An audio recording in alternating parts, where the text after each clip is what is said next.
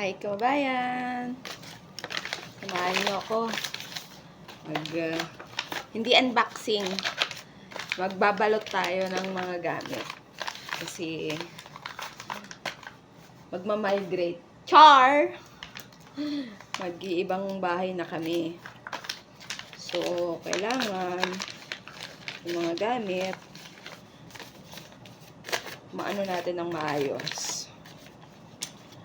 Mabalot ba? Para iwas basag. Alam nyo na. Tulad ng tao, dapat yan iniingatan. May pinaguhugutan. Joke lang.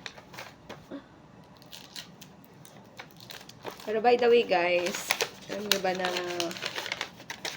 ito lang yung perks ng isang OFW.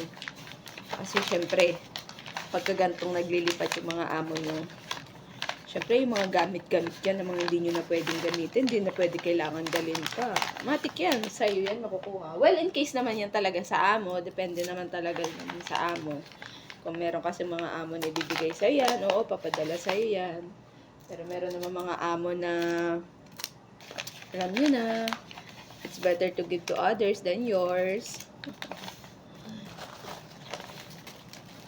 Pero tayo, kahit papaano swerte pa din. Kasi makukuha natin yung mga hindi na nila kailangan dalhin pa.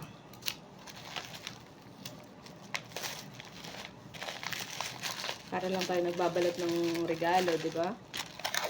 Ganito lang. Ito lang siya sa trabaho. Matrabaho, masakit sa likod, pero sulit naman. Para sa akin sulit kasi nga magdadala ko yung mga gamit na hindi na naman namin kailangan pang dalhin. Marami pa yan. At marami na rin ako nabalot pa. Bye-bye na muna kasi marami pa tayong gagawin. Thank you!